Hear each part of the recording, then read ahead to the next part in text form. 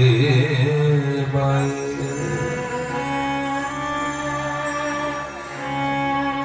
ओम नमः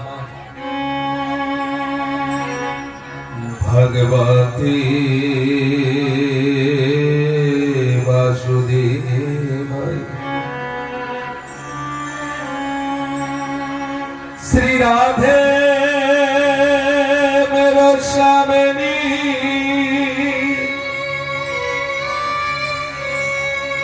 मैं राधे तेरो नाम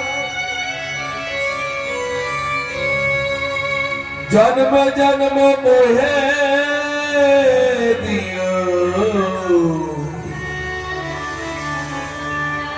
श्री वृंदावन कुमार।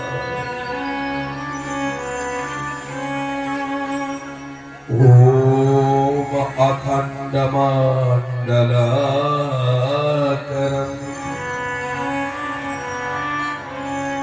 व्यक्तायलोचरचरम् तत्पदा दर्शितमयनो तस्मै श्री गुरुवे नमः। ओम अक्रांति निरंगदस्य ज्ञानायनो शलाकय चक्षुरुन्मीलितं तस्मै श्री गुरुवे नमः।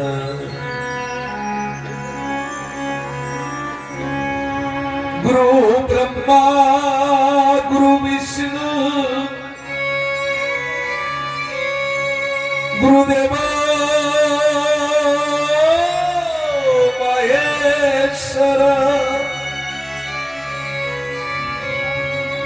गुरु साक्षात् परब्रह्म तस्मै श्री गुरुवे नमः। ओम भगति भगवान गुरु चतुर्नाम पापयेभु जिनों के पदबंधनों के नमस्ते भिगनो अनो। हरे कृष्ण कृष्ण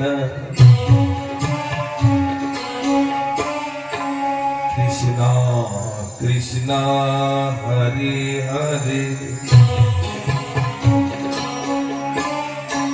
हरे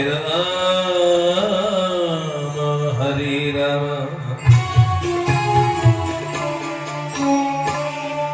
राम राम हरे हरे।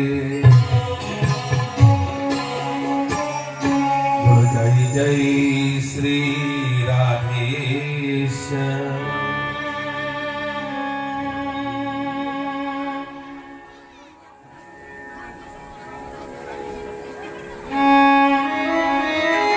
अनंत कोटि ब्रह्मांड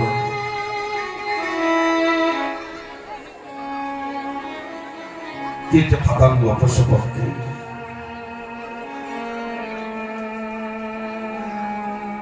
सुंदर पृथ्वीर माझे আমরা যে মনুষ্য জন্ম পেয়েছি माता पितार करुणाय और श्री गोविंदर कृपाय। हे ठाकुर भक्तगण আজকের আমাদের জীবনের সুবর্ণ সুযোগ এসেছে হরি কথা কৃষ্ণ কথা শ্রবণ করার। আর এই সুবর্ণ সুযোগ আর জীবনে পাবো কিনা জানি না, কেননা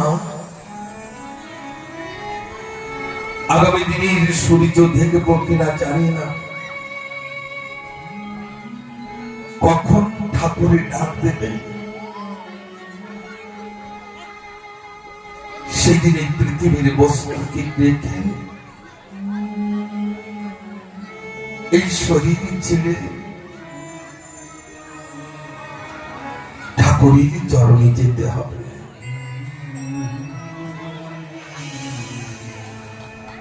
আজকের দিন অনেকে এই দিনের বিষয়ে অনেকে জানেন না। আজকের যে দিন না, তুলসী দিবস, তুলসী পুজোর দিন আজকের। বলো তুলসী দেবী কি জয় হোক। সম্পূর্ণ ভারতবর্ষ অথবা পৃথিবীর মানব আজকের দিনে তুলসী পুজো করছেন অথবা তুলসীকে সম্মান করছেন। তুলসী দিবস। কিন্তু মা, এই তুলসী কে ছিলেন, কোথা থেকে এসেছে, আমাদের সকলকে জানা উচিত। তুলসীর বিষয়ে আমি কিছু সময় আপনাদের সম্মুখে তুলে ধরব। তুলসী দেবীর বিষয়ে একটি কথা বলবো মা। যে ঘরে তুলসী দেবী থাকেন না, সে ঘরে মা লক্ষ্মীর ডাকার কোনো প্রয়োজন নাই। মা লক্ষ্মী আপনি আপ কৃপা করেন সেই ঘরে।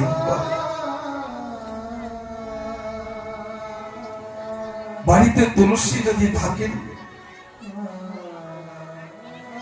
তুলসীকে সেবা করলে, পুজো করলে সাক্ষাৎ আমার মা লক্ষ্মী অথবা গোবিন্দ সেবা হয়ে যায়। বাড়িতে যদি কোনো আপদ বিপদ আসে, তো তুলসী তিনি নিজের গায়ের পরে নিয়ে নেন। অনেক বাড়িতে দেখবেন অসময় তুলসী গাছে মারা যায়, তা চিন্তনা করবেন আমার বাড়িতে বড় একটি বিপদ মা তুলসী নিয়েছে। আবার সেই জায়গায় তুলসী গাছকে স্থাপিত করার চেষ্টা করবেন, লাগানোর চেষ্টা করবেন। আসেন তুলসীর বিষয়ে একটু কথা বলে নি মা। তুলসী দেবীর মতন সুন্দরী না জগতে কেউ ছিলেন, আর না আসবেন। এত সুন্দরী ছিলেন তুলসী। তুলসীকে দেখলে বড় বড় রাজা মহারাজা তারা মোহিত হয়ে যেতেন, এত সুন্দরী ছিলেন। কিন্তু তুলসীর একটি গুণ ছিল। গভীর জঙ্গলের ভিতরে শ্রী হরির তপ করছিলেন তুলসী দেবী। আর তন মান শরীর নারায়ণের চরণে সমর্পিত করে, নারায়ণকে স্বামী রূপে বরণ করে নারায়ণ তপ করছিলেন, ঠাকুরকে তপ করছিলেন। এমন সময় শঙ্করচূড় দত্ত তিনি ওই গভীর জঙ্গলের ভিতরে তুলসীর পরে নজর পড়ে। আরেকটি গোপন কথা বলবো। শঙ্করচূড় দত্ত যিনি ছিলেন, উনি সাক্ষাৎ নারায়ণের অংশ ছিলেন। এ কথা চিন্তন করবেন না যে শঙ্করচূড় দত্ত নারায়ণের অংশ নয়। শাস্ত্রে লিখেছেন শঙ্করচূড় দত্ত তিনি ঠাকুরের অংশ ছিলেন, আংশিক রূপে এসেছিলেন।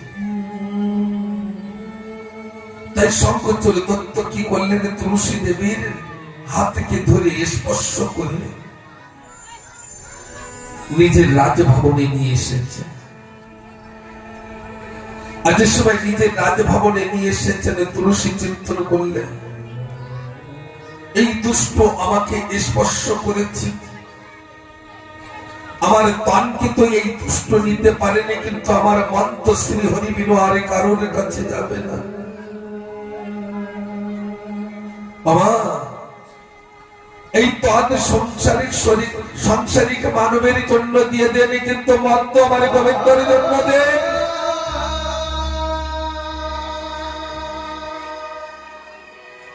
আর তুলসী কি করলেন? ওই দুষ্ট সংকোচর সকলের সময় মঙ্গল কামনা করতেন। মা, স্ত্রী যদি জীবিত থাকেন আর স্বামী যদি জীবিত না থাকেন না, এই মানব জীবনে এর মতন কষ্ট আর কিছুতে নাই। মনির ব্যথা, মনির দুঃখ, স্বামী কিন্তু বলেন স্ত্রী,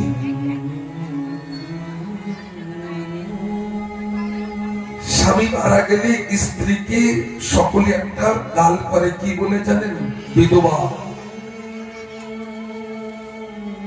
স্বামী যদি চলে যান, তাই স্ত্রী মৃত্যু সমান শরীর হয়ে যায়। এই সংসারিক বন্ধু কেউ পান না। এই জন্য ভারতের নারী একই কথা ঠাকুরের কাছে কামনা করেন, ঠাকুর আমার যেদিন মৃত্যু হবে সেদিন যেন সাকার সিঁদুর নিয়ে যেতে পারি, আমি যেন সাকার সিঁদুর নিয়ে যেতে পারি। ভারতের নারী, ভারত নারী এই প্রার্থনাই ঠাকুরের কাছে করেন। আজকের তুলসী দেবী তাই করছেন। উনি জানেন যে আমার স্বামী সংকোচন দত্ত, তিনি দুষ্ট। সংকোচন দত্ত স্বর্গমর্ত পাতাল সবকিছু যুদ্ধ করে নিজের আয়ত্তের ভিতরে নিয়েছেন, নিজেই সবকিছু হয়েছে। এমন সময় তুলসী দেবী তিনি 6 মাসের একটি ব্রত করছেন। 6 মাস পর্যন্ত কোন জল, অন্ন আদি স্পর্শ করবেন না, ব্রত করছেন। সংকোচন দত্ত চিন্তন করলেন, স্বর্গমর্ত পাতাল নিয়েছি, এরপরে আমি তো কৈলাসকে নিয়ে নেব, কৈলাসও আমার হবে। আর কৈলাসে তো শিব থাকেন না। আর কৈলাসে যে যুদ্ধ শুরু করেছেন ভোলেনাথের সঙ্গে, ভোলেনাথের সঙ্গে যুদ্ধ শুরু করেছেন। আর ভোলেনাথের হাতে ওই সংকোচন দত্তরের মৃত্যু হচ্ছে না, কেন জানেন? তুলসী দেবীর কারণে। আর এদিকে তুলসী দেবী তিনি প্রদীপ আদি সাজিয়ে বসে আছেন, 2 হাতে দৌড় করে নারায়ণকে তপ করছেন, নারায়ণকে ডাকছেন।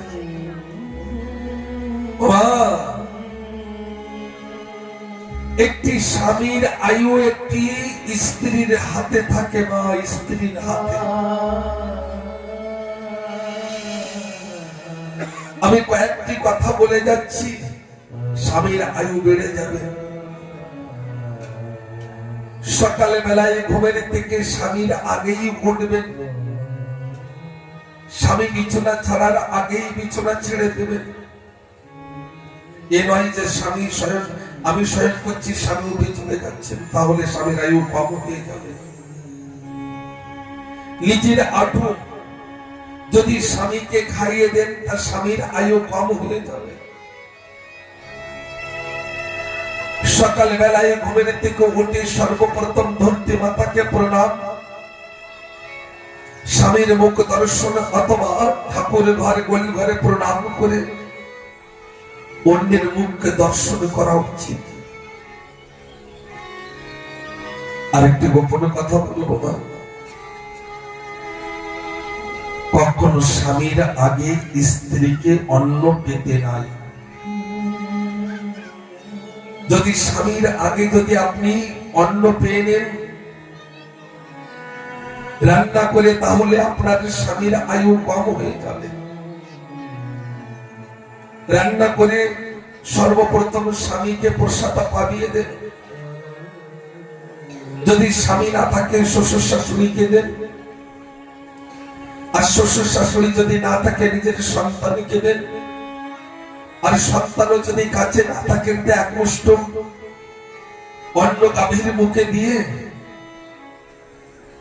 গাভীর মুখে অন্ন দিয়ে তারপরে অন্ন পেতে হয়। কিন্তু একটি কথা বলবো মা, এই জগতে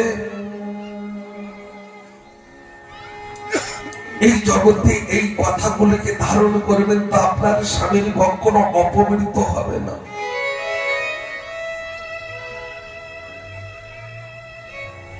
সকালে উঠে স্বামীর মুখ দর্শন করে ঠাকুরকে বলতে হবে, ঠাকুর আপনি আমার স্বামীকে যেমন আমি দেখছি তেমনই আমার স্বামীকে বিকাল বেলায় আবার ফিরিয়ে নিয়ে আসবেন। কত স্বামী আহারের জন্য বাইরে যান, কত স্বামী ঘরে ফেরেন, কত স্বামী ঘরে ফেরেন না। আজকের তুলসী দেবী তিনি বসে আছেন আর তপ করছেন আর বলছেন আমার স্বামীর জন্য কিছু না হয় এ শ্রীহরি। হে অনন্ত কোটি ব্রহ্মাণ্ডের মালিক গোবিন্দ, আমার স্বামী যেমন ভাবে বাড়ির থেকে গিয়েছেন তেমন ভাবে যেন ঘরে ফেরেন। এদিকে সমস্ত দেবতাগণ শ্রীহরির কাছে যে বলছেন, হে শ্রীহরি এই তুলসী দেবীর কারণে এই শঙ্খচূড় দত্তরের মৃত্যু নয়, আপনি কিছু করুন নাই, এই সৃষ্টি অথবা এই কৈলাস আদি সবকিছু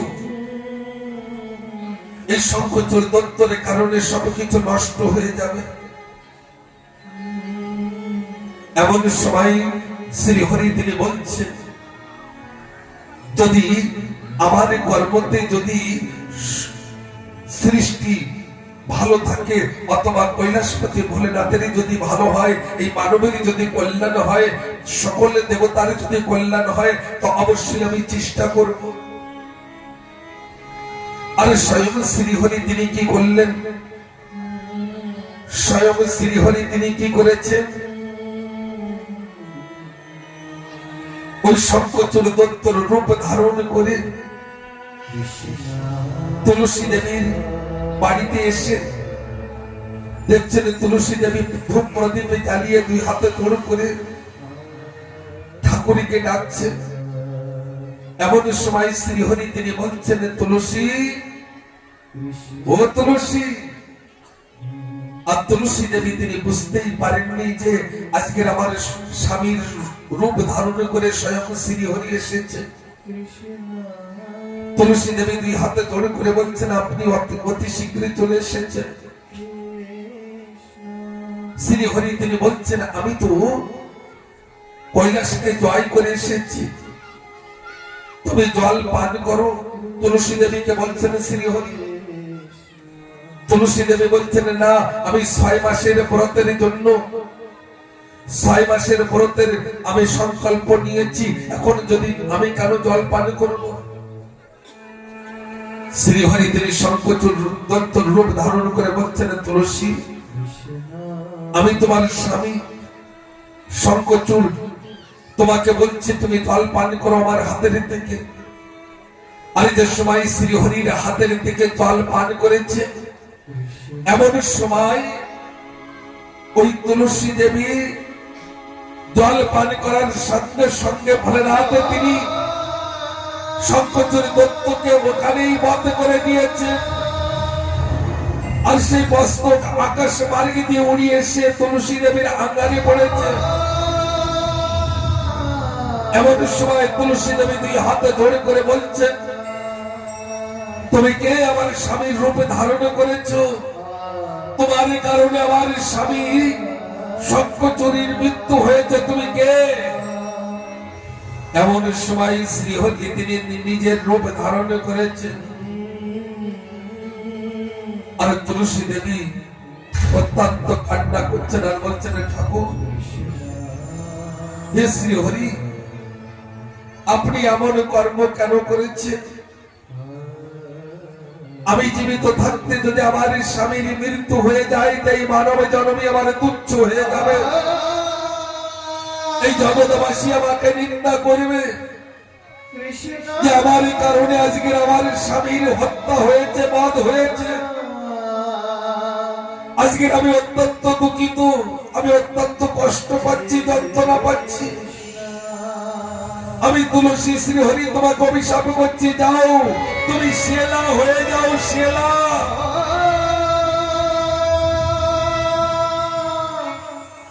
আজ অনেক জায়গায় শালিগ্রাম পাথরের পুজো করেন। শালিগ্রামে এক রূপ আমার শ্রীহরির রূপ। আর শালিগ্রাম কোথায় পাওয়া যায়? বিশেষ করে দেখা যায় যে নেপালে শালিগ্রাম। আমাদের সবাই শ্রীহরি তিনি বলছেন, তুলসী তোমার তপে, তোমার আরাধনায় আমি অনেক সন্তুষ্ট হয়েছি, খুব আনন্দ পেয়েছি। মা, একটি গোপনে কথা বলবো। তুলসী সাক্ষাৎ লক্ষ্মী দেবী, তুলসী অন্য কেউ নাই, ওই সেই লক্ষ্মী দেবীর অংশই তুলসী।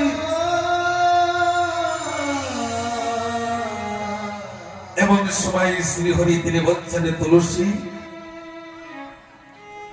আমি শ্রীহরি, আমি তোমাকে আশীর্বাদ করছি। তোমার তুলসী পত্র যদি আমার ভোগের পরে স্পর্শ না হয়, ভোগের পরে যদি না থাকে, তা যদি 56 প্রকারের প্রসাদ তৈরি হয়, তা আমি ওইদিকে ফিরে দেখবো না। যত সময় আমার তোমার তুলসী আমার পুজোয় না কর্মে লাগাবেন, তত সময় আমি আমার পুজো সম্পূর্ণ হবে না। আর তুলসীর এক নাম বৃন্দা। হে বৃন্দা, আমি দ্বাপর যুগে বৃন্দাবনী, তোমার নামে নাম থাকবে বৃন্দাবন। ওই বৃন্দাবনে আমি লীলা করব। আর যদি কোনো ভক্ত তুলসীকে পুজো করতে করতে যদি আমার পুজো ভুলে যায়, আমাকে ডাকতে ভুলে যায়, আমি সে ঘরে বিরাজমান থাকবো। তুলসী যে ঘরে থাকবে, সে ঘরে কখনো দরিদ্রতা থাকবে না, অভাব থাকবে না। যে ঘরে তুলসীকে সেবা করবেন, সে ঘরে কখনো দরিদ্রতা, অভাব থাকবে না। আর তুলসী পত্র, তুলসী পাতা যদি প্রত্যেকে কেউ যদি সেবনে করেন প্রসাদ রূপে, ভোগের পরে দিয়ে, অনেকটা বিমারির থেকে ওই মানব মুক্তি পান। 24 ঘন্টা বাবা তুলসীর থেকে অক্সিজেন পাবেন, গাভীর থেকে 24 ঘন্টা অক্সিজেন পাবেন, বট বৃক্ষ থেকে 24 ঘন্টা অক্সিজেন পাবেন। এই জন্য কখনো কোন সময় তুলসীকে কেউ অবহেলা করবেন না। বলে যাই যাই শ্রী রাধেশ। আসেন, আজকের কৃষ্ণ জন্মের কথা আমরা আজকের শ্রবণ করব। একটু বৃষ্টির কারণে